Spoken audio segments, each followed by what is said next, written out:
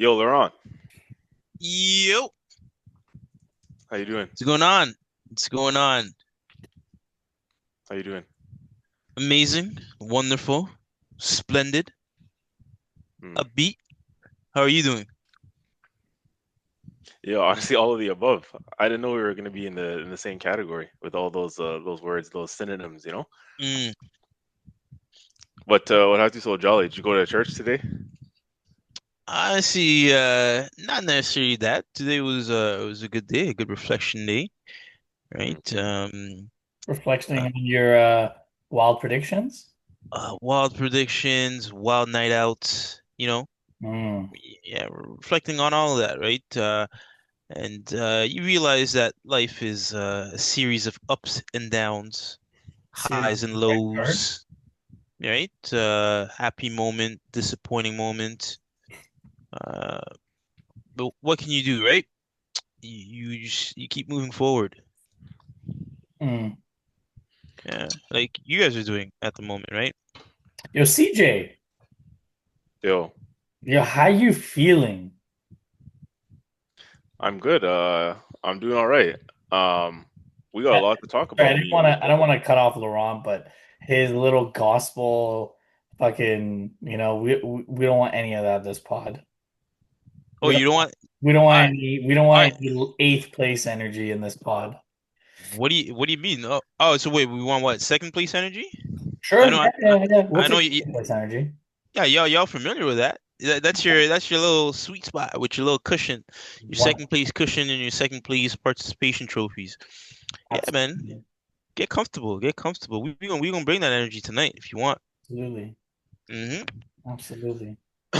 Yo, Laurent, Yo, uh, why did you try and come for my side like that when you pause, by the way, when you in the at full time in the game today, what were you hinting at when I asked when you said Saliba setting a pick and all that? What was that about? I just want to know why you brought that up. oh no, I was just asking. Like, we can set moving picks in footy. Oh, okay, because you seem kind of salty. Like I want to know why that was relevant at that moment in time. Out of all the things to call out in the game, like what was the point of bringing that up? Is there a problem? Oh no, it's just like when I tuned in, Mm, because I tuned in later on, and that was one thing I noticed, right? So apparently I heard from your back and forth there was controversy, mm. potentially even earlier on the game. I didn't see any of that. Ah, convenient. Um, no, I'm being dead serious. Like Okay, it's okay, it's that's uh, fair. it's an actual fact, so I'm not right. But yeah, because I know you're trying to be sarcastic. How convenient. Maybe I'm just leaving that out, even though I did see. No, I'm telling you, I did not see anything that happened prior to that. Hmm. So I was just curious, right? Like, because I noticed, like, is that allowed? Like a moving, setting a moving pick, and I know you know what I'm referring to when I say a moving pick, right? Mm, A legal screen, blah blah. mm. So Was no, it maybe? hmm? I was wondering if you were the one that rang in and asked for the VAR review. No, I didn't make the call yet though. I was on the verge to. Oh, okay. I was on the verge to maybe I can collect a few signatures, right? And then yeah, but I guess you can't change calls post games, right? So what Mm. good would that do? Aside from the fact that you would have gotten your prediction right, I don't see any other reason why you had to flag that. Just allow it. We scored, fam. Like, why don't you just want us to prosper? It's not like you guys are in the title race. Oh wait, so who's in the title race? Shit. Hmm.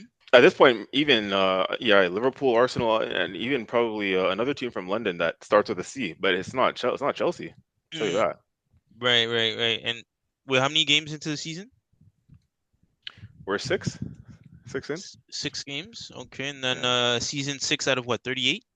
yeah. Jeez, yeah, I'm trying to figure out, are we even like 10% of the way there? I don't think so. Mm. Maybe, No, but I was never really good at math, but I don't think we are. But I can tell you yeah. one thing: it's not looking good, bro. Hey man, it's like I said, highs and lows. It's part of the game, right? We've seen what happened last season.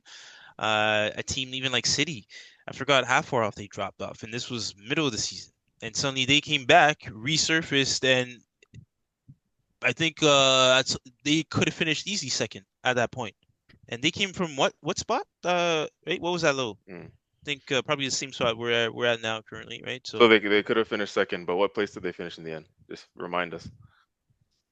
uh, can't recall off the top of my head. I know it wasn't. Yeah, I know it wasn't second. But I can't recall. Yeah, Mm. Chat DPT there. Remember that?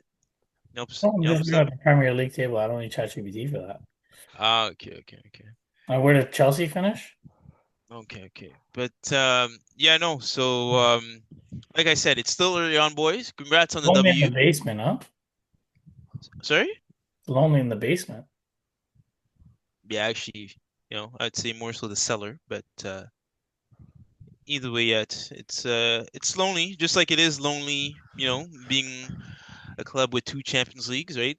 I'm trying to relate to you guys right now in that sense, but I think you first have to acquire your first one before we can have that conversation. Hmm. Bro, have some respect for your seniors, okay?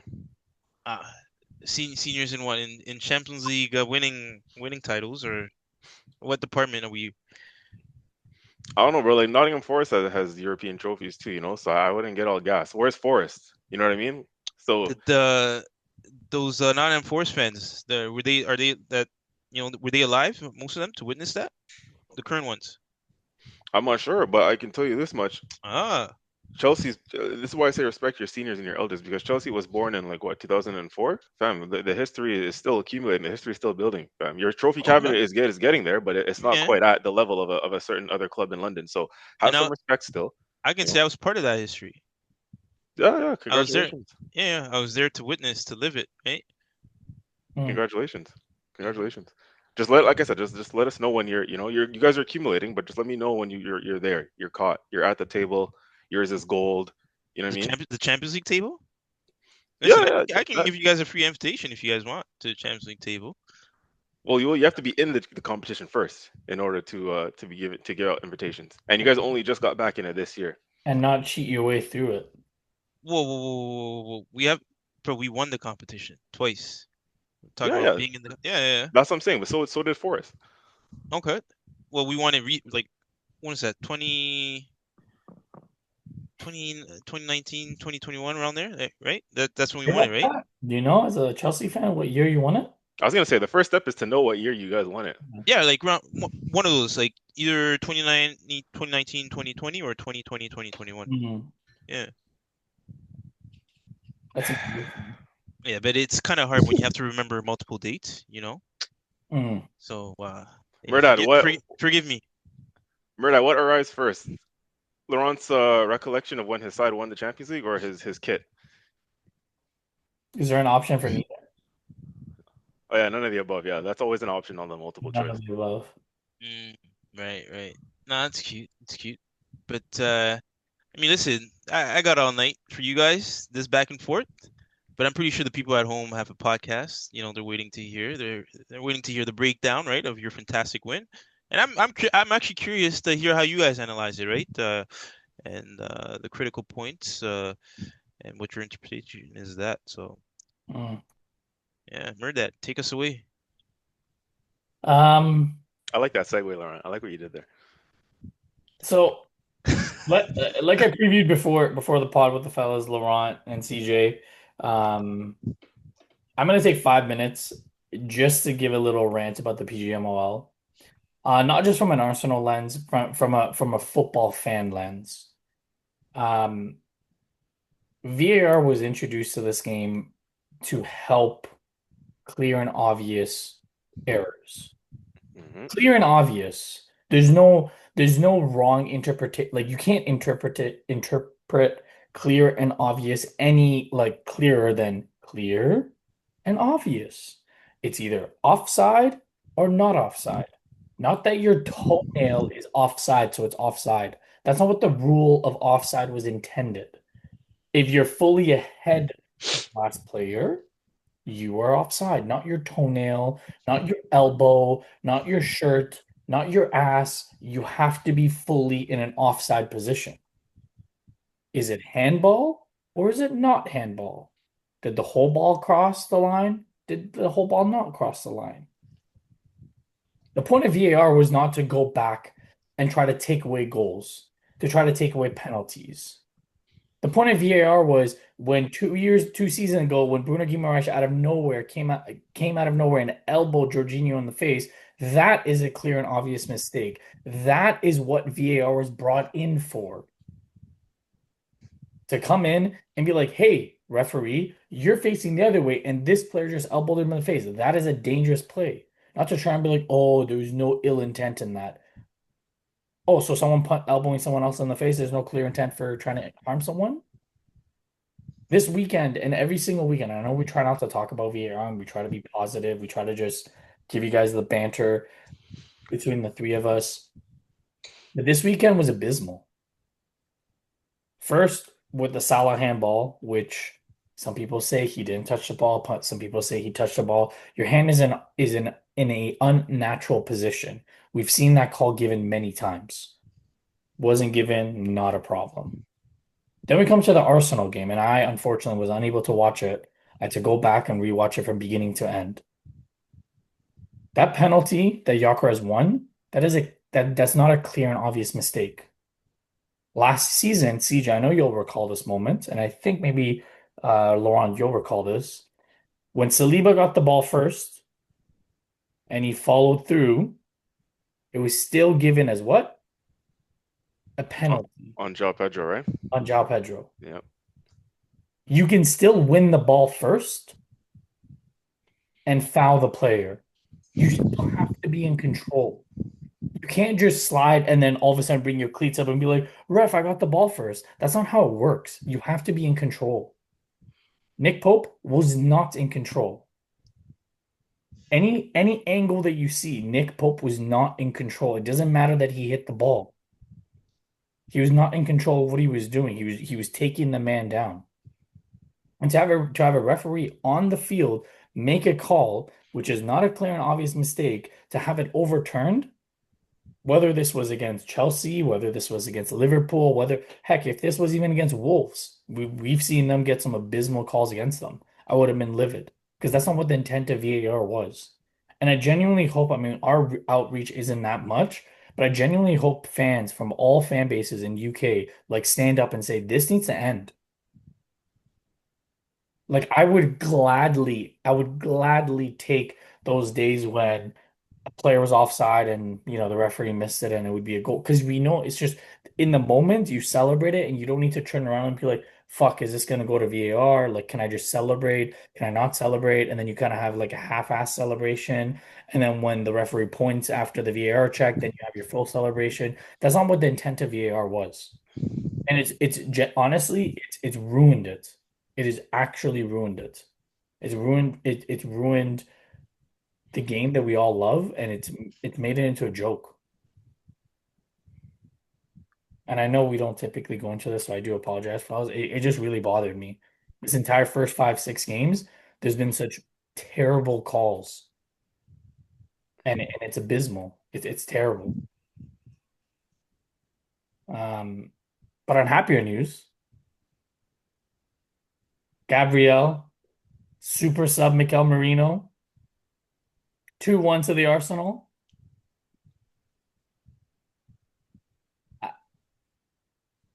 There isn't much else to say.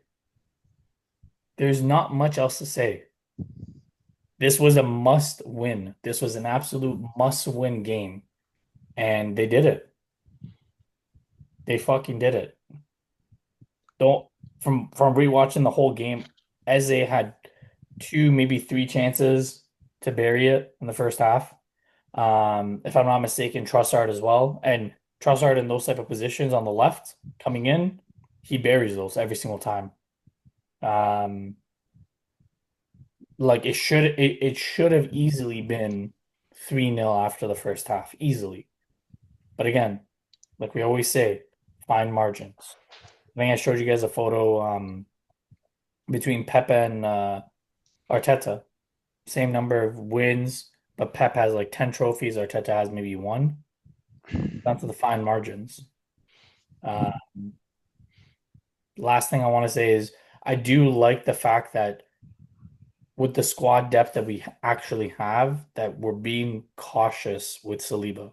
Because I know, CJ, we were quickly texting before the game started that we were wondering what's going on with Saliba, whether he's fully fit or not fully fit. I do like that we're managing his minutes because we know it's not a sprint, right? It's a marathon. Um, but for me, I'm over the moon that they got it over the line. And for the Warrior to get it over the line, the captain of the team, I love Martin Odegaard, but Gabriel or Declan Rice, those are in this type of game, that's my captain. And Uh, they showed it, both of them, Rice and Gabriel, when it mattered down the stretch. yeah, Um, yeah, I think it's important to flag. I want to also touch on the PGMOL stuff as well, quickly, because it's important to bring this up when we've won the game, right? It's easy to bring it up and be salty about it if we've dropped points or if we lost, right? To talk about rest, PGMOL, blah blah blah. But no, like us bringing it forward now, even though we won the game, is still shedding light to a bigger issue, that which is what Mehrdad is trying to say, is that despite which team you support, despite whether you got the result, you got the 3 points or not, these things need to be discussed and talked about because it's a clear problem in England, and in the Premier League specifically, right? I don't see these much controversial issues in the Champions League, for example, or in the World Cup, or VAR is used much more efficiently in those competitions, right? Even in La Liga and so on and so forth. Yes, they get it wrong every now and then, but the rate in which VAR is discussed and talked about, and PGMOL is discussed and talked about, and the rate in which that's a problem and a talking point, at least bi-weekly, that's a big problem in the Premier League, right? That's, like you said, that's not what they're there for. They're not there to be the main act, the talking point. And in this game, just the controversy, the amount of times they tried to get involved. Did you rewatch it from beginning to end, Mehrdad? I did. Laurent, did you see the? I know you said you didn't watch it. Did you see the penalty incident in the first half with Gyökeres? Did you get a I chance to didn't. see that? No, not on the Okay. highlights I was using that was edited out. Okay. So yeah, Yeah. when you get a chance, watch that back. But basically, where I was going with this is the amount of times throughout that whole game VAR got involved when they didn't necessarily need to, and that one was specifically the case, right? Where with the Gyökeres incident, where for me, yeah, I was fuming at that point because that was a shambles of a decision to overturn it when it's not clear and obvious, right? Hmm. As you're saying, Mehrdad, you know, you brought up the João Pedro one from last season. I'll go one step further in talking about last week when Robert Sanchez got sent off, right? Yeah. He against Man United, he deserved to get sent off. Um, just because he touched the ball, like what does that mean? That was the excuse they used in this game with Nick Pope. Oh, he touched the ball. Okay, he touched the ball, but he still brought down the man. Gyökeres was clearly getting to that ball if Nick Pope didn't impede him. And it was the same thing with Sanchez last week. Sanchez deserved to get sent off. Yeah, we all know that. And we know Sanchez got a touch on the ball last week, right? We all watched the game. We all saw the highlight. Sanchez got a touch on the ball, but he was still reckless and whipped the man out. So what does this I got a touch on the ball mean? Like that's nonsense. Yes, Nick Pope maybe slightly grazed the ball, but he clearly wiped out Gyökeres. Gyökeres was running onto that ball if Nick Pope didn't have his outstretched leg.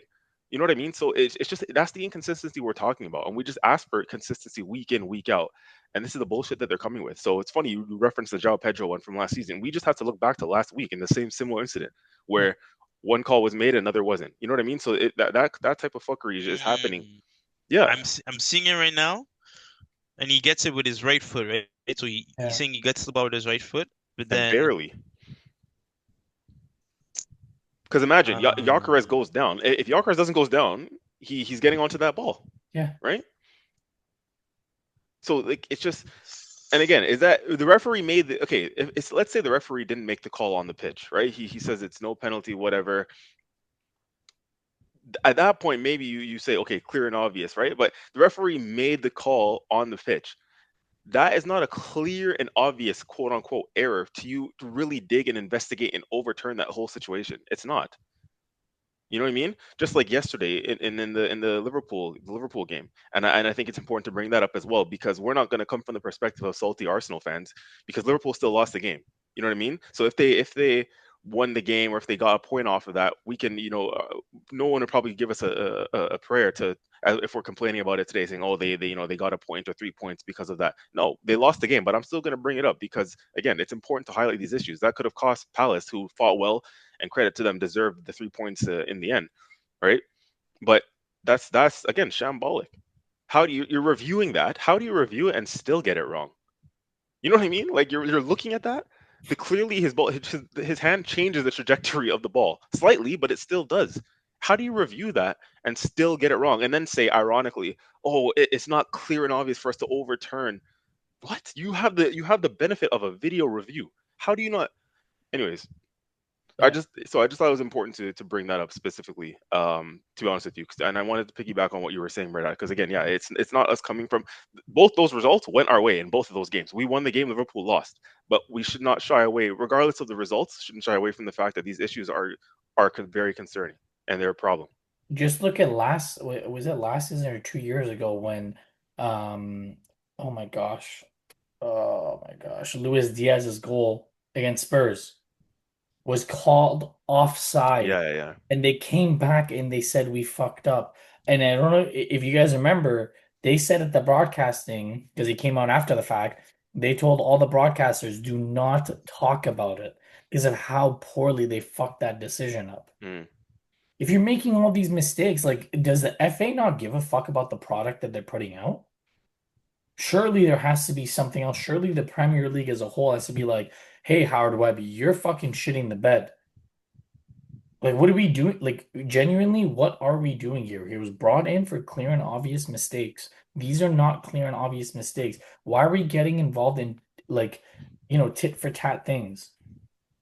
It's not what the intention was. It's genuinely not what the intention of this was. Is for those plays that happen in the background, right? Like, remember Rodri a couple of years ago when he choked someone? The ref may not see that in the mayhem, but VAR can see that when Guimaraes elbowed hmm Jorginho in the Yeah. face, right? Like even the Gabriel one, the Gabriel elbow Voltamade today. If VAR went and found that and they said, "Hey, this might be a serious foul play," I would have been like, "Okay, good for you." That's it. That's what the intent of it was. Not for you to be like, oh, the referee was there in the play. He called the penalty. Ah, you fucked up. Let me pull it back because I want to make it about me.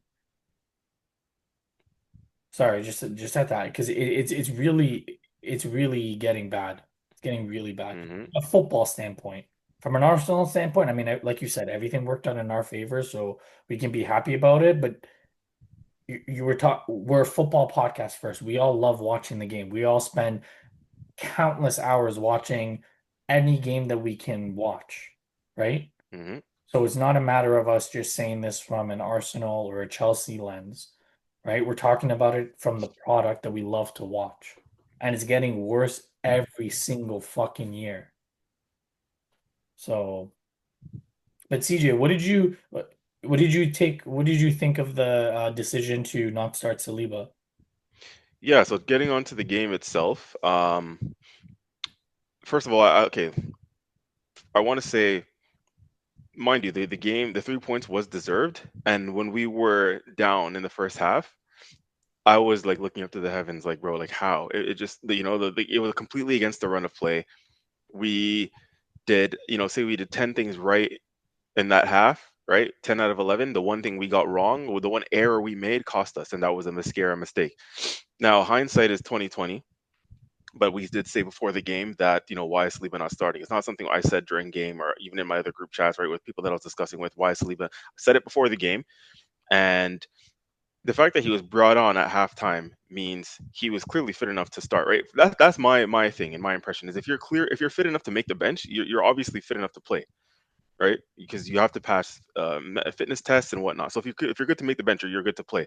So if you recognize again similar, and listen, I'm glad he learns from his mistakes in the sense that last week, right, he made his halftime subs when against Man City when he brought on Eze and Saka right at halftime because he realized he got the 11 wrong. Same thing again in this game. If if Saliba wasn't fit, then yeah, he wouldn't have been in the match day squad, right? But don't be extra cute now and not start him because you want to manage his minutes, or you want to manage him coming back from an ankle injury. Well, if that's the case, this was the bigger game than midweek. So why did he play 90 minutes in midweek against Mm. Port Vale? You know what I mean? If I thought he was fully fit, I think he was fully fine. So my thing is, okay, he can play midweek for match fitness and then play again today. But if you were trying to manage his minutes and get him back up to full fitness, save him in Port Vale. Don't play him at Port Vale because we need him for this game, as it showed. And the margins are so fine such that that one mistake that Mascara made cost us today because it was from his error that led to the corner kick that resulted in their goal in the end. So that's how fine those margins are, right? And this is why we say, obviously, nothing on Mascara. Players make mistakes, whatever, it happens. Not to say he's a bad player, but in games like this, with how much we said this was a must-win game prior to, knowing Liverpool drop points, knowing what every point means in this league, you got to start your best players when they're fit and available. And for me, Saliba, yes, 100% should have started just because of the difference that he makes in the minor details. Whether it's him being on the ball and being able to carry the ball up the pitch, right? We progress so much better with him on the pitch, right? In terms of keeping possession, because if Saliba was at the back in that situation where Mascara made that mistake, Saliba doesn't make that mistake, right? More often than not, he doesn't make that mistake. That's a simple ball played either out of bounds, down the line, rolled to the keeper. Heck, we've seen him even control the ball in those situations, take it down and turn and play, right? That's how fine those margins are. In those situations, right, you need your best players on the pitch, and this was such an important game, and I'm glad it didn't cost us in the end, and I'm glad Arteta recognized the mistake. But yeah, if Saliba was fit, then he should have just played from minute one. You know what I mean? That's where I stand on it because we really needed this game. Um, from the standpoint of gameplay, match play, and how the game played out, like I said, I knew we were going to go on to rue our missed chances in the first half. Mhm. And I know you guys didn't get to watch the game in full, and maybe Mehrdad, you said you watched it back, but just watching it in real time, I was like, dude, like from Eze got himself in great positions. Unlucky not to score on a couple of occasions on his left foot. Trossard definitely should have buried that. We see him score those time and time again. He unlucky he hits the post and it goes, just behind Nick Pope. Probably still should have done better in that situation, in my opinion. But yeah, we dominated the territory, right? All the metrics that Arteta likes and talks about: dominating territory, dominating possession. We did all that. We just didn't capitalize. And so obviously Newcastle was going to take the one chance they got. And we've seen Mehrdad in the past recent seasons, whenever we've gone 1-0 down after us being on top for majority of the game, we go on to lose the game or drop the Yeah. points. And I was wondering in my head, it's not often I see, in this iteration of Arsenal and Arteta's team, it's not often you see us come back from behind to win a game. So Hmm. for us to pretty much continue on that trajectory in the second half, where we dominated the game, dominated possession, was dominant in their box, in their 18-yard box, for us to still be on the front foot in that second half and go on and get what we deserved in the end, I think was fully merited, right? I don't think you guys can tell me otherwise. I don't think Newcastle did deserve anything from this game. We were clearly the more dominant side. We were the better side.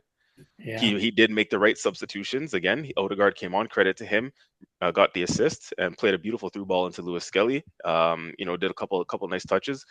And Merino coming on, another good substitution. That's our 12th man. I don't like him from the start, especially with the way we use him, but that is our 12th man off the bench, Merino. So he made the difference. Obviously, Saliba coming on right at the start of the second half. And yeah, Newcastle tried what they do. They tried to get physical. They tried to get in our face, but I think in the end, our quality showed. And yeah, a couple things I want to flag before I pass it on to you guys and to you, Laurent. Um, Declan Rice and Gabriel. I know Martin Odegaard is the captain on paper.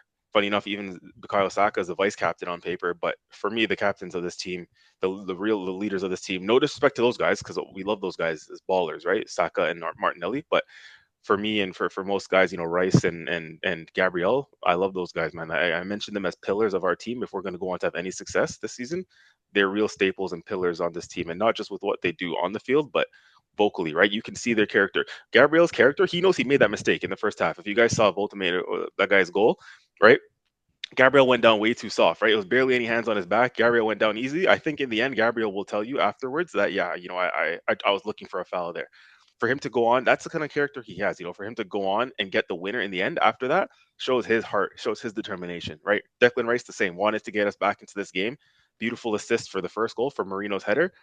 Look, we're talking about guys with character, right? And one thing I will credit Arteta for is this: he's built a team now, and these guys definitely have character, right? We're not guys that are going to shy away from a challenge. We're not guys that are going to run and scared when the going gets tough. We came through in the end, and I think, again, you guys tell me if I'm wrong. Laurent, I want your opinion next on how you saw the game play out, but I think the 3 points are fully deserved. I don't think any other result was justified. I don't think Newcastle deserved a win, much less even a draw in this game. But maybe that's a little bit of my bias, so you can tell me if I'm being a little bit carried away there. No, I agree. I agree with your assessment, especially right again given the chances. You guys were on the front foot, right? And usually, it's funny enough, like that goal, like in the last minute, it's like the Liverpool factor, right? Or teams that when you're willing to be, on the front foot, attack, not sit back, and you create those chances, right? You create your own luck, as they say. Hmm. So yeah, deserved. Again, even with that, right? When I was like saying, do they allow moving screens, moving picks in soccer? It's more so because I was looking to collect the points.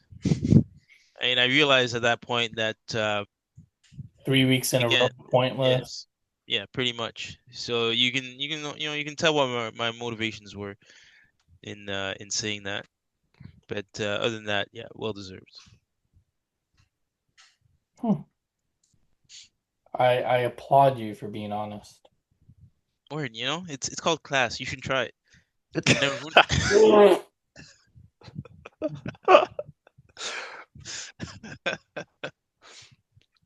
Oh, you can't do that, right? You can't touch the crest. Wow.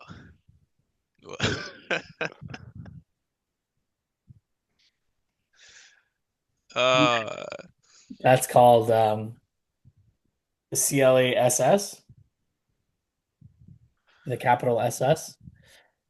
Um, This is en route, bro. Laurent, get that next day delivery, fam. In order for it to arrive on time, next November day delivery. 29th. CJ, it's gonna be fucking 2027. We're gonna have to buy him a damn kit. Jeez, he's got to catch up first in the leaderboard, bro. At this moment in time, he's well out of the title race. Yeah. It's a two-horse race.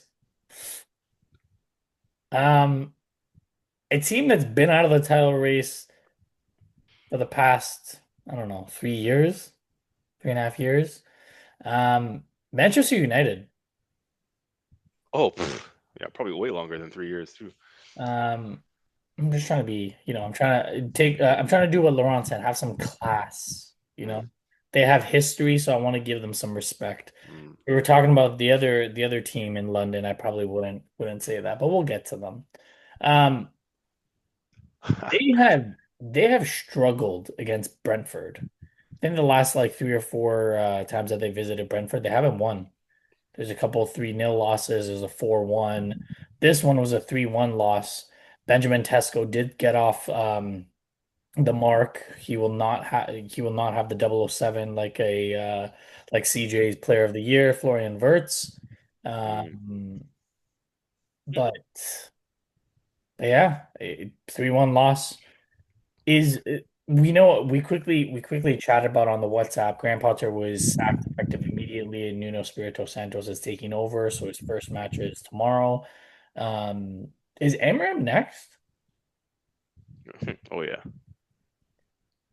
Like there's been a lot of rumors about Gareth Southgate coming in, that he's ready to come back.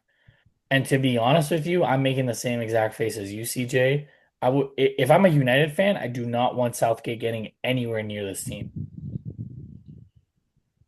I'd rather go for a Jose, especially with the type of players that they have. Get Jose to come in, win a trophy, do his thing. Jose for a second stint at United.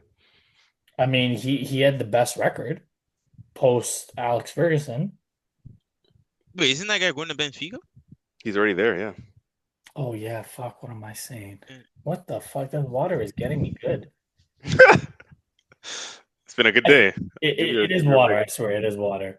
Um, yeah, I don't even know who they would get because Unai. Yeah, I don't think Unai's getting the sack, but United are in shambles. Yeah, bro, it's bad. Like genuinely, I'm all for it as a Arsenal fan, but as a football fan, this is not good for the sport. I think they need a strong manager, I feel. And I don't know how to describe it, but I guess more also in leadership qualities, right? Like someone who can actually change that, because I feel like there's also cultural issues at the club. Um, but yeah, I'm like, other than okay, so you Mhm. say strong personality. Yeah, strong personality. Yeah. So who Um, would you like? would you say you'd want like an ex-player to come in? But that does that even usually work out when you have ex-players, right? Like, Well, Ole Gunnar Solskjaer almost won the Europa League, or did he win the Europa League? But Ole came and he did well. He did quite well He actually. actually, yeah, I was gonna say he did a decent mm, job. When you consider what's happened since, he's actually did a decent job in comparison. No, mm. But definitely, to me, I feel like they gotta have some, like experience. Um, yeah, I don't think you can bring in like one of those newer type managers to, right? No track record in that sense to deal with that mess. like I'm trying to think like who would even dare take like before West Ham jumped the gun and got Nuno Espirito Santos. I was like maybe Nuno, Yeah, right? Mm, I don't no. know. I heard Graham Potter is on the market. Mm. At It's that point, Laurent, if I was a United fan, I would take Southgate. Laurent's favorite manager, bro, Potter. I don't know why you hate that guy so much, man. Poor guy. Bro, this Man guy didn't got have sacked. I swear he's probably breaking records in terms of like, you know, managerial time. probably. Oh man. Um, the blue side of Manchester, they keep on rolling 5-1 against Burnley. It should have been 5-0. It was an own goal. Um, for me, this game, I don't know, CJ, if you have the same feeling as I do. It's a little worrisome how good City are playing with all the injuries that they have. And even for you, Laurent, like, because let's be realistic, you guys are battling for top five. I don't think with the way that you guys are playing and getting red cards, you guys are in the title race at all, unless you can tighten up. Yeah, So, I think definitely we'd have to tighten up on the defensive end for sure. so like City playing as well as they are with the type of injuries that they have, and apparently Rodri felt something in his knee, the same knee that he had the surgery on, like, and they're still winning, and they're winning in the manner that they are, and even taking a point away from us. But it's good. I mean, it shows the quality of the manager. That's what but that's what I'm trying to allude to. Like they're like, are they actually in the title race? I know the table doesn't show it, but I think I the think table does show it. They're not that far behind. I mean, they're not that far behind us. And if we're in the title race, then surely they are. they're 3 points behind us. They're 5 points behind Liverpool. Yeah, so they're in the mix. And like you guys are saying, and when you have Pep as your manager, yeah, man, they can't be discounted. Mm. Yeah, this is crazy. We're 6 games in and we're talking about title races, man. It's, Are you but guys in? Are you guys in the title race? listen again, bro. Like what Maresca said, Chelsea is not in the title race. We're not worried about that. We're just, Oh, I'm not asking Maresca. I'm asking you.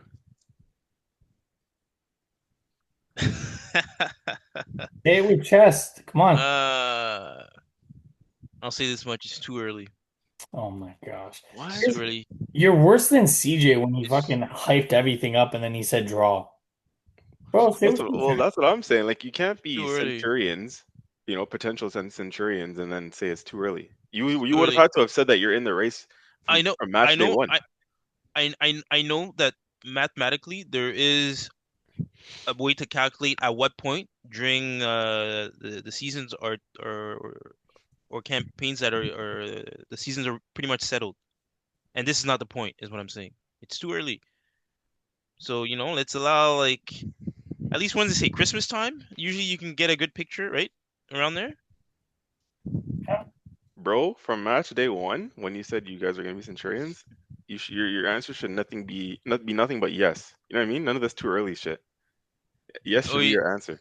that's cute. Now you telling me what I should answer, bro. Did I come in with the music? Fam, you came in with the Centurions. That's worse. That's ten Well, times worse. that's any that's what. any yeah, yeah. Anywho, let's Look at this guy, man. Anyways, Leeds, Ellen Road, spoiled high flying Bournemouth. Bournemouth, they've been playing well. 11 points on the season. 3 wins, 2 draws, 1 loss. Anton Semenyo again. He scored again. CJ, I hope you have him in your FPL. No, no, I don't. I don't still. His it was a banger of a free kick. Um, and that's someone who United were looking at, Areola. And if I'm Areola, I would not give up Bournemouth to go to United.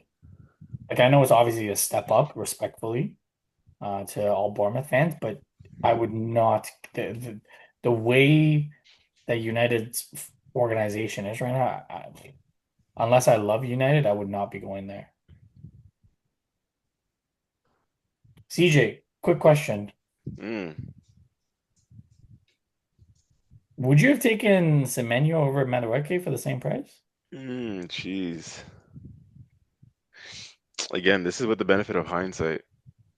So, Don't even say the injury. I'm just saying, player for player. They're both healthy. Who are you taking? mm, probably Semenyo. And my answer for that is strictly because of end product. But is That's this one thing we based all off say that. like at the time, like when it was available? Like Yeah, that's yeah, yeah. that's that's how they stacked up at the time. He's a better finisher. Oh yeah. Yeah, yeah, yeah. Mm, So Laurent, I'll ask you now. For the same price, were you taking Garnacho or Semenyo? mm, yeah, let's see Semenyo. He's We're, due. we're talking about end product, right? Like that. I think that's the difference between those three wingers. Yeah. Garnacho and Madueke are obviously dangerous, but again, it's the end product, right?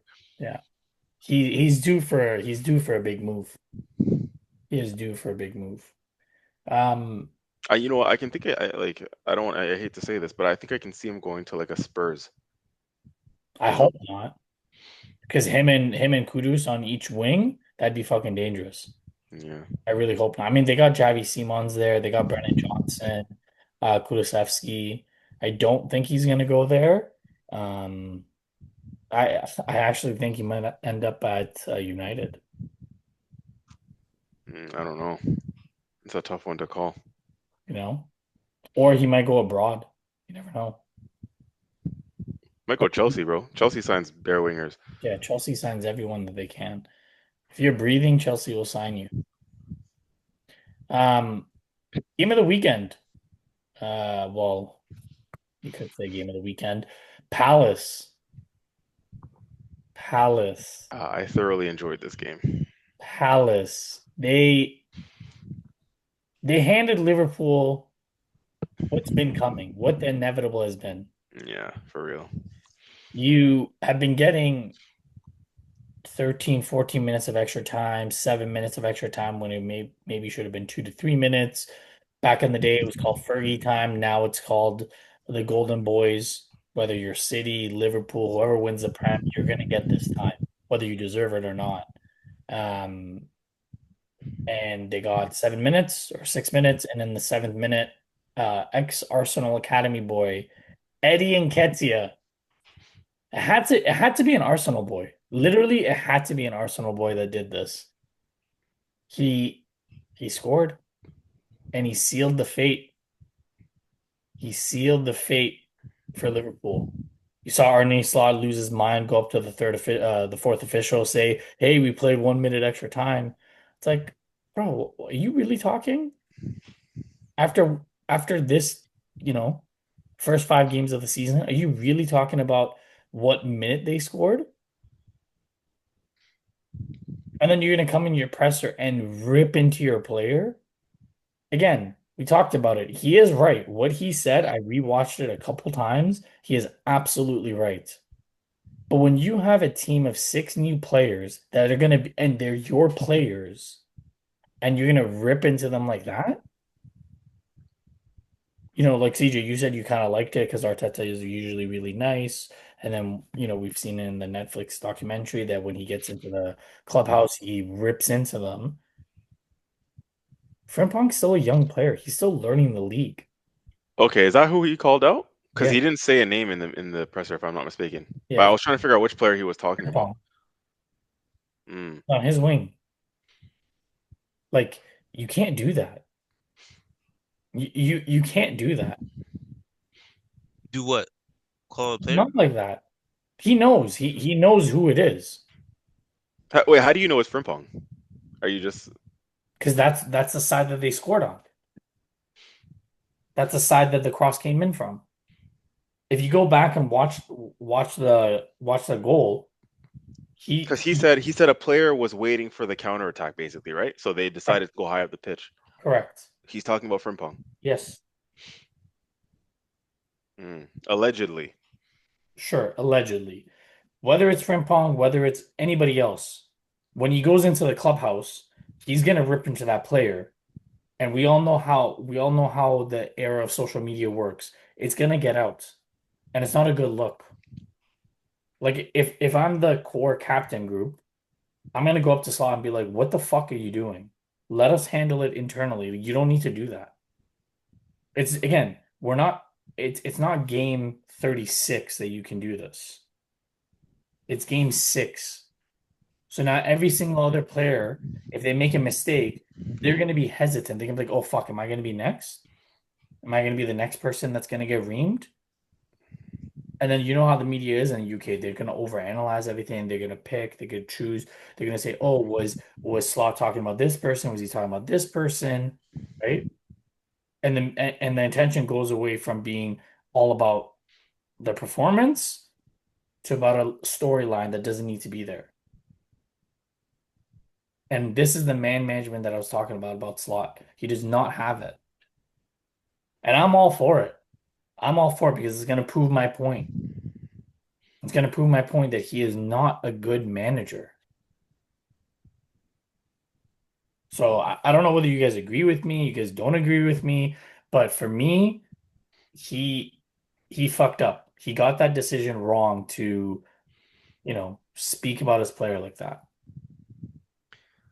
Laurent, what do you think about that? Well, first and foremost, I'd like to add that I'm glad that we couldn't get past an entire episode of this podcast without our segment for slot.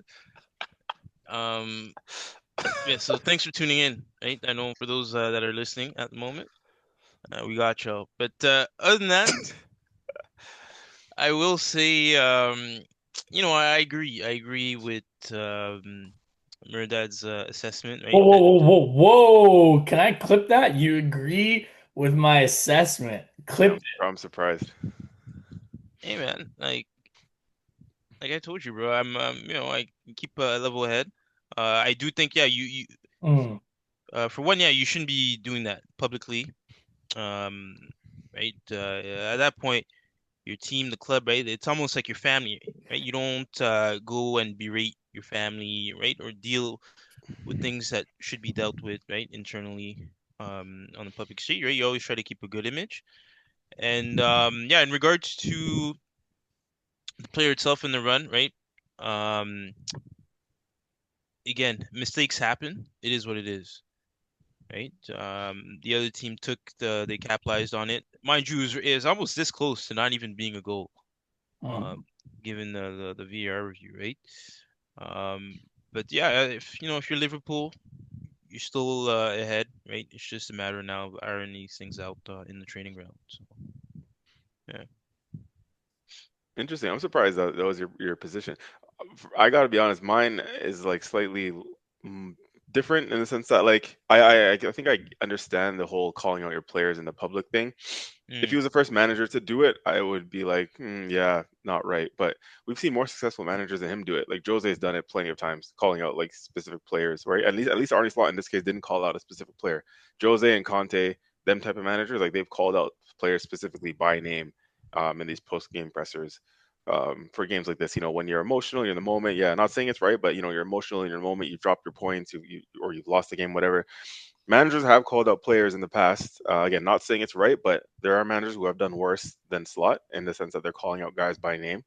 Heck, even Arteta's done it and aired out players in the past too for mistakes. I remember a long, long time ago, this was a big talking point in the media where Arteta called out Nicolas Pepe many moons ago when Nicolas Pepe got a red card against Leeds United.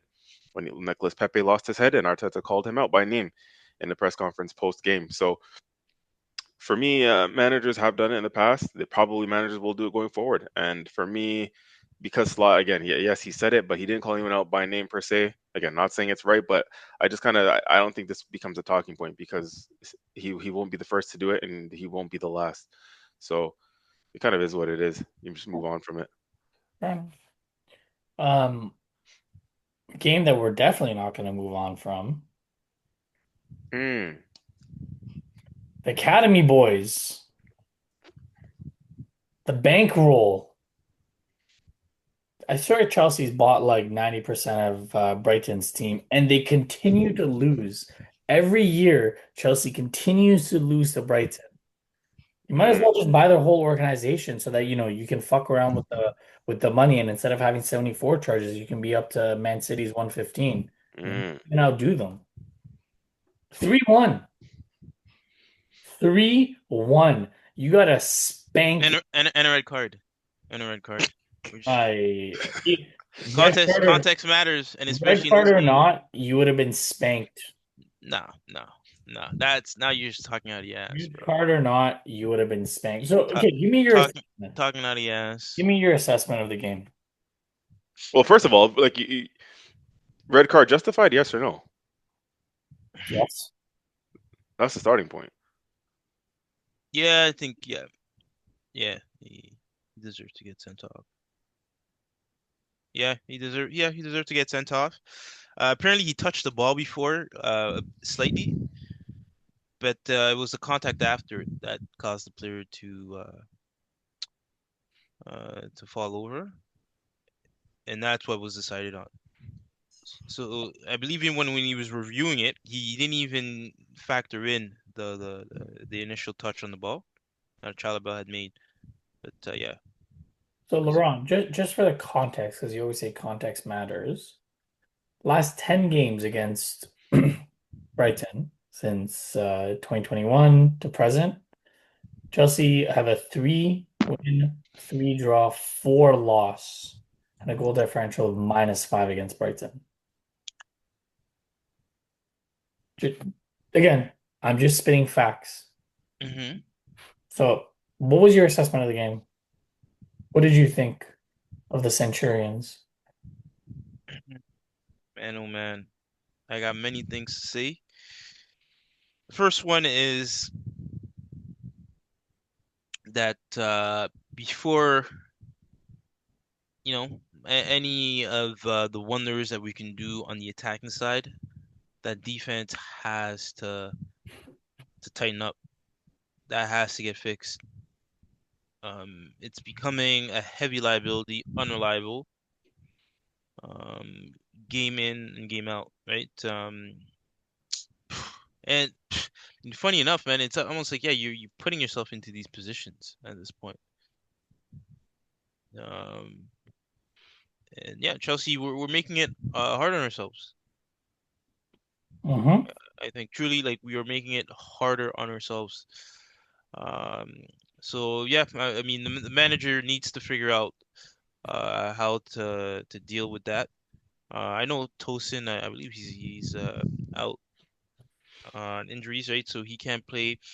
We had Bad Yashil come in at one point, Champong, but I feel like it's just the lack of maturity, right? In the back, and Can I ask you times like something? Sorry, just on that lack of immaturity or maturity. What changed? Because this is the same Chelsea team that beat PSG not too long ago. So what changed? I do. Okay, so here's what I think it is. And you guys can tell me if you guys think what I'm saying is a far reach or not. With that finals game,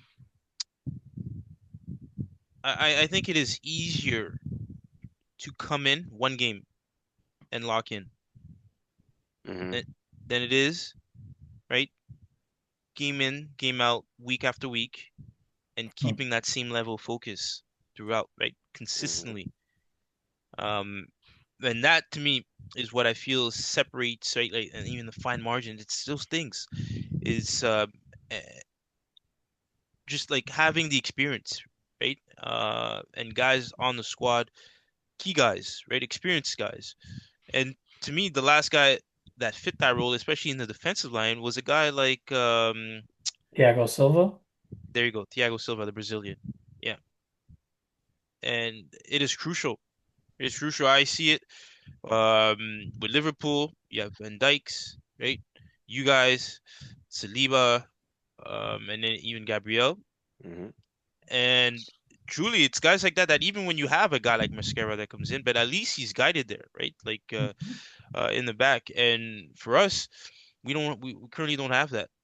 You could say that it would have been Cowell, Levi Cowell, right? The Mhm. guy that, with a certain sense of experience, even though he is young in his own right. However, at the moment he is injured, so we can't rely on him for that. Um, but I think it is highly key. I mean, the next transfer window is what, January? Yeah. I mean, shit. I think we might need to look potentially for to bring in suitable defenders, Mhm. right? That have those attributes, in my honest opinion.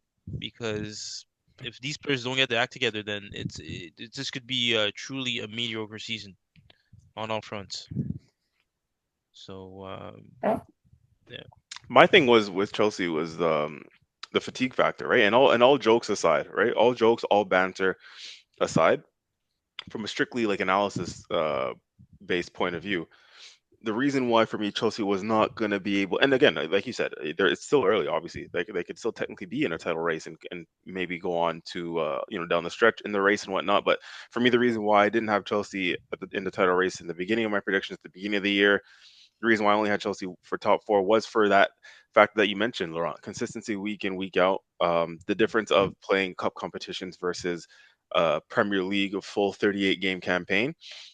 Chelsea has shown no matter who the manager is, no matter who is in charge, no matter what managerial hierarchy is going on, Chelsea has been a very good, cup team or cup club over the last few years, right? Do well in cup competitions, manage to get over the line, know how to win in that sense. Um, but Chelsea hasn't won the Premier League. Actually, getting close to 10 years now themselves in their own right since 2017. Antonio Conte, and in the Premier League, it's a different kettle of fish in terms of that consistency and the things that we've mentioned, right? Like um, your current back line, your goalkeeper, right? When you have to be consistent over 38 games, 9 months, that back line is only going to take you so far, right? Whereas we've seen, in my opinion, I don't know if you agree with this or not, but we've seen in cup competitions, Chelsea may not have the best quality in terms of caliber. In either of their Champions League campaign wins, I would argue that Chelsea wasn't the best team on paper quality wise. But just again, cup competitions, anything can happen, right? I didn't think Chelsea was better than Bayern in that 2012 Bayern quality all over the pitch, and then even the likes of Man City, right? Man City was favorites in that latest Champions League that they played in, right? They were heavy favorites, but Chelsea still came out on top. So, but in a 38 game campaign in the Premier League, that doesn't lie, right? There's obviously currently teams in the Prem like a Liverpool, like a Man City. You mentioned our back line as well. Like there's certain sides that have a little bit more of that experience, that consistency, that know-how. Why that would see them ahead, and Chelsea just falls just short in that moment. And when fine margins are a thing in football and in the Premier League, right? That level of a Robert Sanchez to a David Raya or a Allison Becker or Donnarumma, like those things count. And even in your defense, the same, right? Um, and then the other factor for me why I didn't see Chelsea in that race, and again I could be wrong. The other reason was the fatigue, and that's because Chelsea played a lot of games last season, going deep into the summer with the Club World Cup. Didn't get the full rest, obviously, that other clubs had the benefit of. Right, Arsenal had the benefit of that. Liverpool. So Chelsea squad is looking very stretched at the moment, despite the amount of players they have. The squad is looking stretched and they're looking tired. And I read the other day that Chelsea I think has the most injuries currently, or one of the most injuries in the league. So Yeah. the squad is looking a bit stretched, looking a little bit fatigued early on, which is not a great sign because we're only 6 games in. Um, but hey, time to turn it around. But for me, again, I still think at best it could be a top four. I don't see a title, maybe a push up until a certain time and then fizzle out. But yeah, that's for me. That's my analysis on why Chelsea I think is at where they're at. Do you share any of those same sentiments, Laurent, or like what do you what do you think? Well, fuck. In regards to what happens next, um, it's looking if nothing is changed, right? Like if Enzo Maresca and his team don't figure out a way to pivot from this, it is looking like we're heading towards what you're describing there. Um, so yeah, the manager is gonna have to figure out how this works, right?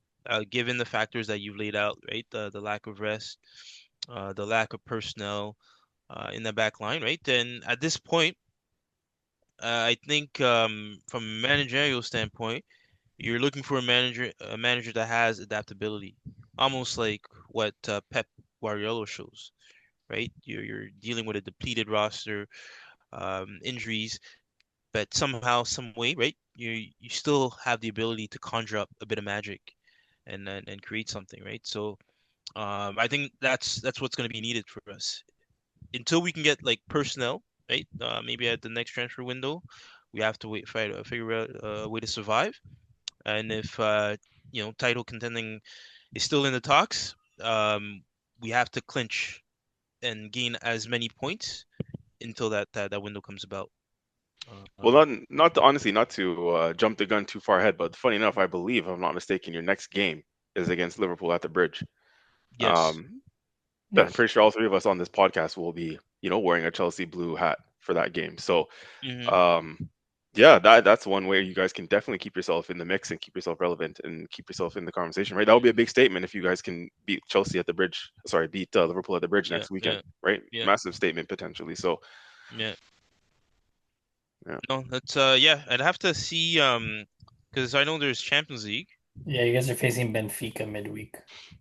Yeah, and so they play as well. Hold on, let's see who gets the more rest. I think we do.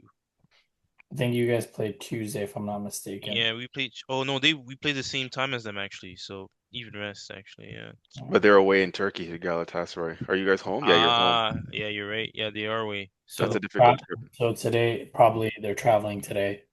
Mm, yeah. Um, a team that definitely needs like a wake up call. Um, Forest. They got rid of arguably the best manager they've had in a long time, and they bring in Andros Koglu. They struggled midweek against Betis, and now they lost all 3 points against Sunderland, a team who got promoted. And I don't know if you guys have looked at the Premier League table and where Sunderland are right now. Hmm. I don't imagine that they'll keep this going. You never know. But they're currently sitting in fifth, and Forest are on the complete opposite end of the table, sitting in 17th. So on one end, Sunderland are making a great case for staying up. And on the flip side, Marinakis, like, what are you doing? Like I get it, but what are you doing? You had the coach who got you European football. So it's going to be interesting. It's going to be very interesting what happens. And Arsenal will come to it. We're facing Olympiacos, one of Marinakis's teams, midweek, but it's not looking good for Ange. And I think he's going to have a high leash, but does not look good. Nando's FC. I know it's Laurent. I was giving you shit earlier. Spurs, similarly to Chelsea, struggles against Brighton. Spurs always struggle against Wolves, and I knew this was going to be a banana peel game. I think when we were talking about it, you guys are like, no, there's no way Spurs are going to crush Wolves. They almost took all 3 points. If it wasn't for João Palhinha last minute taking off his jersey like he won the Champions League, like Spurs almost lost all 3 points. And this is the thing. I said it. I think I've said it a couple times. You can change anything around Spurs, but it will forever be Spursy. You cannot take the Spursy out of Spurs. And this is a prime example of it. Like 98th minute, you're celebrating like you won the Champions League against lonely Wolves who have yet to win. Bottom of the table? Come on now. Surely the standards got to be a little higher than that. Why are you grinning, Laurent? You think I'm saying something wrong? Disagree? No, I'm laughing because I know you guys would have been celebrating just like you guys celebrated against Newcastle with that. Late equalizers. Yeah, you're celebrating, bro. Respectfully, as you Don't always give me say, that. context matters. Look who we're facing away from home. I'm willing to bet, bro. Even if that game was versus Wolves last week, and the same outcome. Gabriel was celebrated just like he celebrated. Bro, the guy was excessive with his No, celebration. I disagree, bro. Listen, this is away from home against a good Newcastle team, and we won the game versus Spurs at home, drawing against Wolves. I don't, You know what I mean? Like theirs but was an that game, equalizer. For us, I think we go and get the ball. If we equalize, we're gonna go get the ball and go back Which to we did, for a restart. which we did when we equalized with Marino's goal, Hmm. running out the ball. yeah, no, but I'm talking about, yeah, Gabriel's goal. Okay, but you're saying, okay, yeah, theirs was an Gabriel, Gabriel's equalizer. was the Yeah, winner. yeah, Marino's was the equalizer. Which when we yeah, equalized, we did go and get the ball. right, right. anyways, just Spurs being Spursy. Couple more games before we can go into some of the Premier League teams playing midweek. Watkins, McGinn, Buendia, they actually saved Unai's job in this. I don't know if it's good news or bad news because United fans, you may have to wait another week to sack Amarim and get Unai. But Villa, weird. Their first win of the season. Like, and they were down first. They were down 1-0. Um, does Unai survive this season?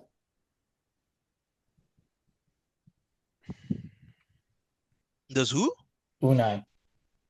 Mm. Unai Emery. Does he survive the season? Currently sitting 16th place, one win, three draws, two losses, -2 goal differential. Does he survive? I think you're just gonna have to go on a run of form, really, and then at that point, right, things maybe stabilize, and if you can pick up from there. But definitely, if they go back into like they lose the next game and right, it's poor form after that. Yeah, he could also. I can see him getting sacked as well. So after the Fulham game, they travel to Netherlands to face Feyenoord. Then they play Burnley at home. Then they play Spurs away. Then in Europa match day three, they travel to face Go Ahead Eagles. And then when they come back, they face City, Liverpool. So I don't know. Like surely we'll all agree that they should beat Burnley.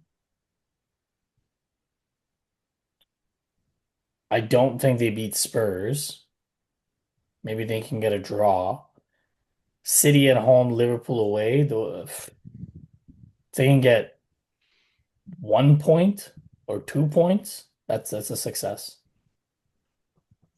So I don't know. I don't know if Unai survives, to be honest with you. CJ, what do you think? Do you think he survives the season? Oh man, that's tough to call at this stage.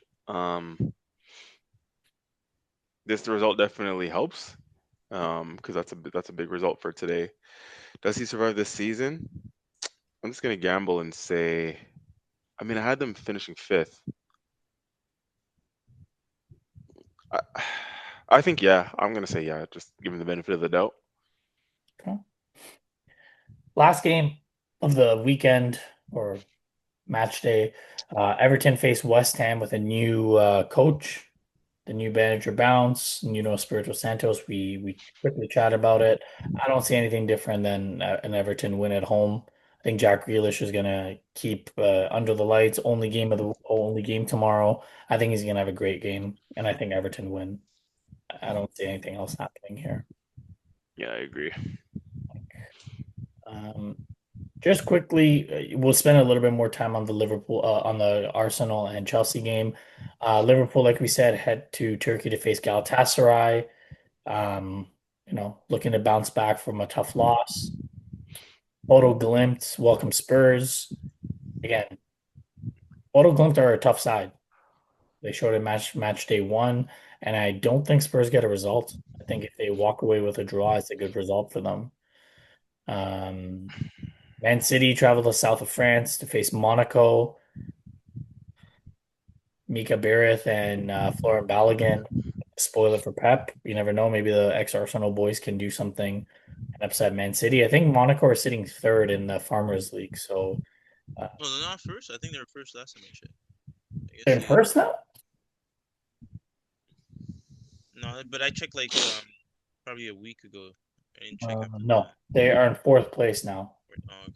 They're now in fourth place, but still pretty good. Sitting behind PSG, Lyon, and Marseille. Um, Newcastle head to Germany to face Union St. Gilloise. Again, Geordies, maybe their German guy can at least do something returning home. And arguably the game of the week. I don't know if you guys are going to be able to tune in for this. PSG versus Barcelona It's gonna be a crazy one. at the new Camp Nou. It's going to be the one question that I wrote in the show notes. I'm gonna pose it to both of you. Do you guys expect like a boring 1-0 game, or do you guys expect like a high flying, high scoring, like 2-2, 3-3, something like that? Mm, Dembele's coming back with the Ballon d'Or. He didn't do anything at Barcelona during his stint. You know, mm. Barcelona trying to make a statement. They made a statement at Newcastle. What type of game do you guys expect?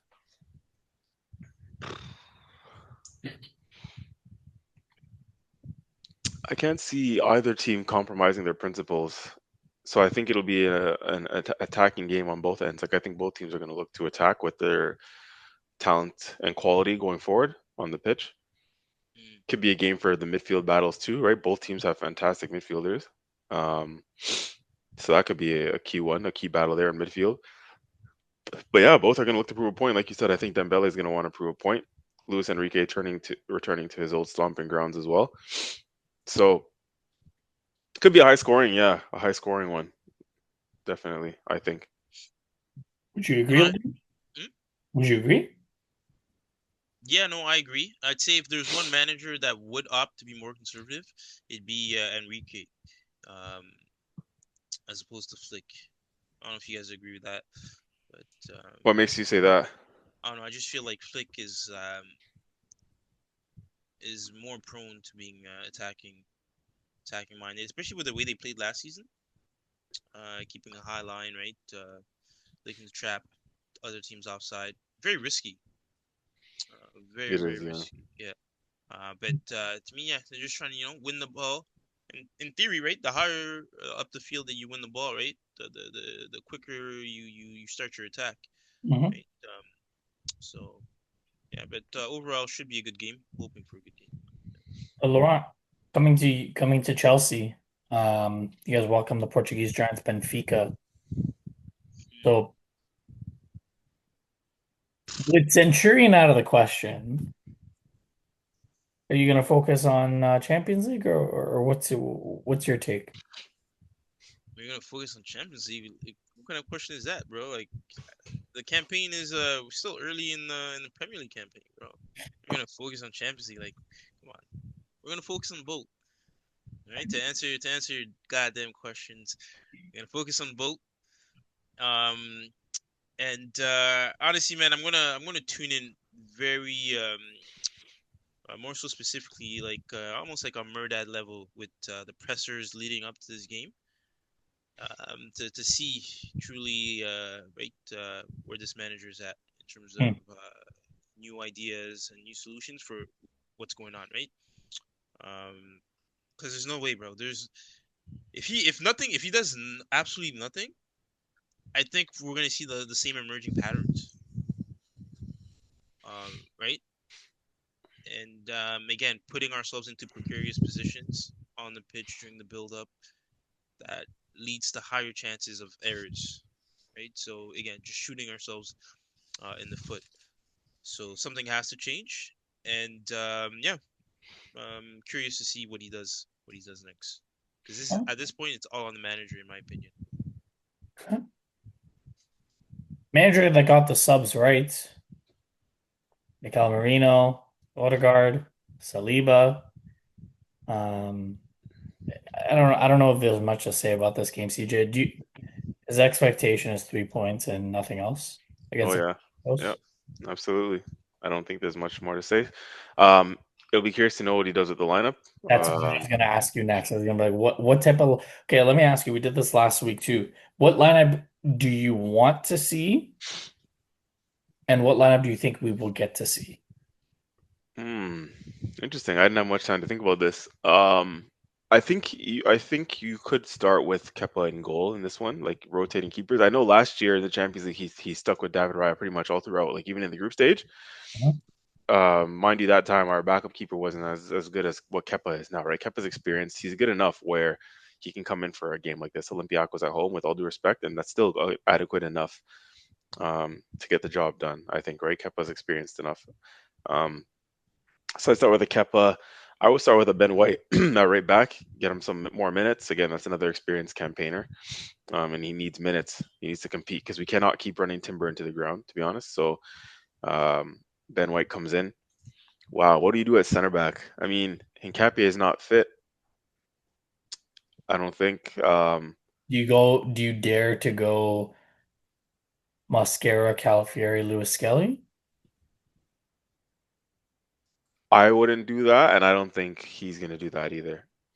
So then I, would you do like would you I just don't want to play I really don't want to play Saliba. yeah, I know.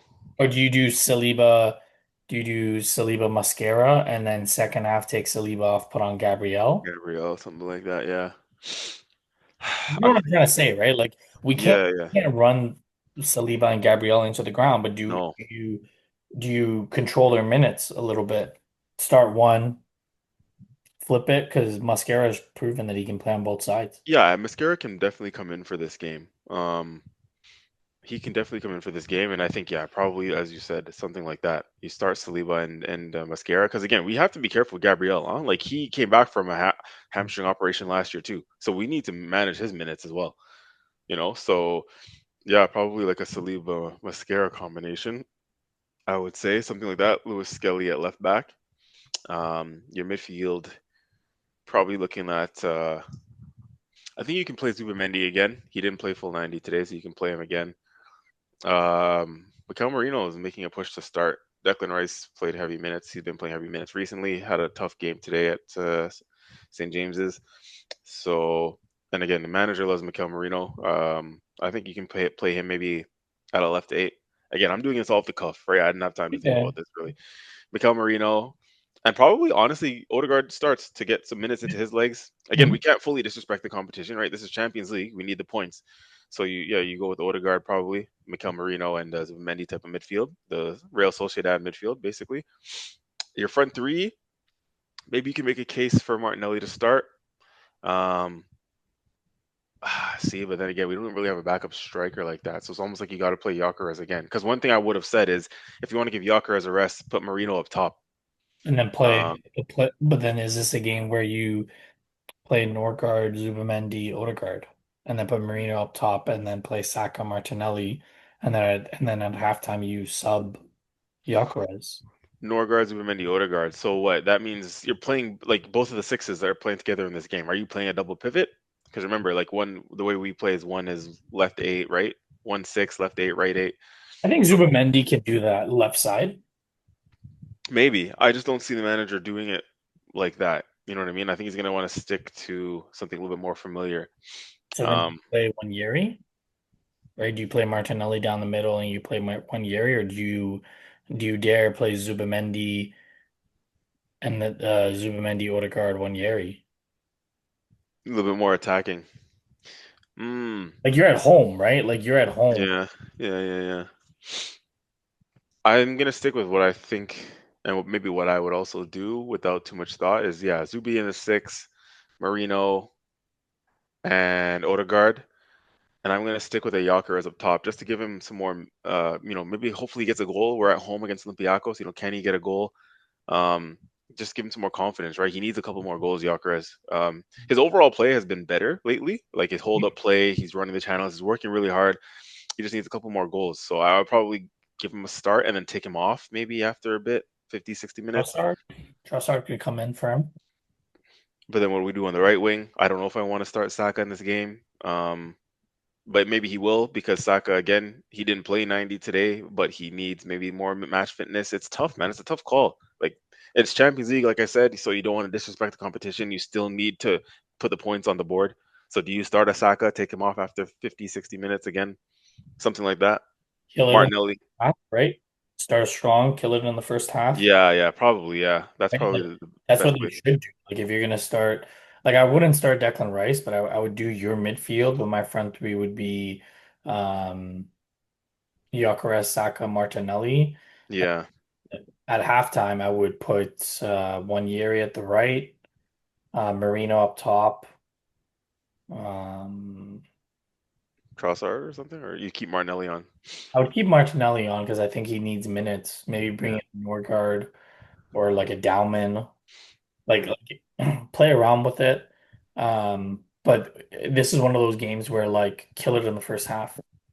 Mm.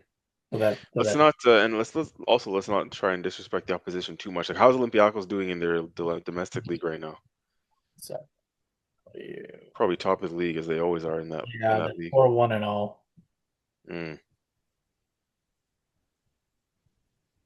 Olympiacos, they give us a hard time too. You know, if you remember in Arteta's I think first season in Europa League, I don't know if you remember when they knocked us out at home. Yep. So they're kind of our bogey team in Europe. So to be honest, with you, I actually think he's going to go quite strong, in my opinion. Hmm. Maybe if we do that, then you know you make your early changes at halftime if we're in a comfortable position. Yeah.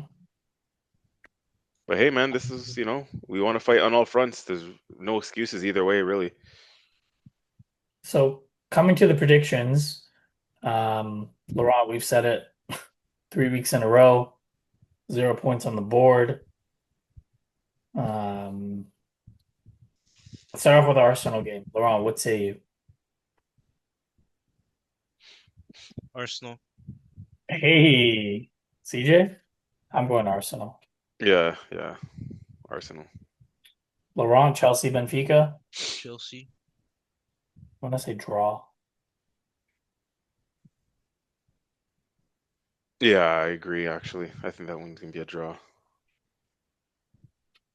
Barca, PSG. Mm, Barca. mm.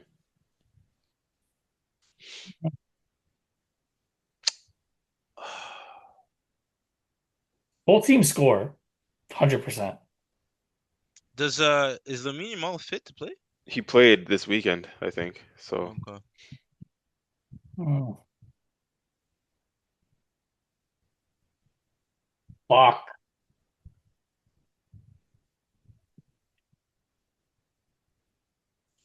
Both teams do score. I just don't think there's a winner. uh I think uh I think draw. Yeah, fuck it. I'm gonna go draw as well. I don't think there's a winner in that game. Yeah. I think it's gonna be back and forth. Yeah. All right, let's lock it in. Oh, jeez. All right. Is out with an injury. Who? Rafinha? Oh yeah. Even more so. Even more so, I think it's gonna be a draw. Well, let me see if PSG has any injury issues.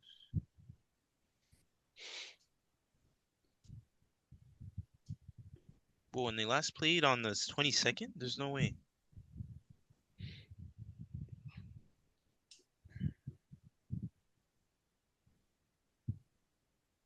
Pretty sure they would have played this weekend, no?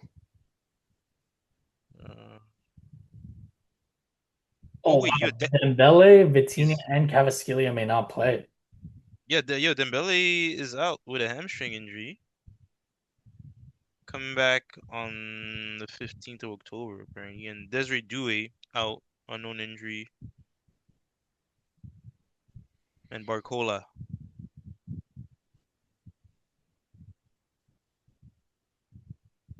Hmm. So Well, Dembele, Marquinhos, Neves, Fabian Ruiz, Due considered to be doubtful, but now injuries have fallen key duo. Tina and Cavasquelia. Oh shit. yeah, no, they played yesterday. Well, we already locked it in, so we're gonna have to. I was gonna say, boys, like, what are we doing now? Homework on the pod? Like, you should do this ahead of time. Nah, it's not. Yo, it's locked. I mean, you and I have the same result, bro. Uh-huh. I know. So we're locking it in. Yeah, it's locked in. All right. 47 pods, fellas. 47 pods.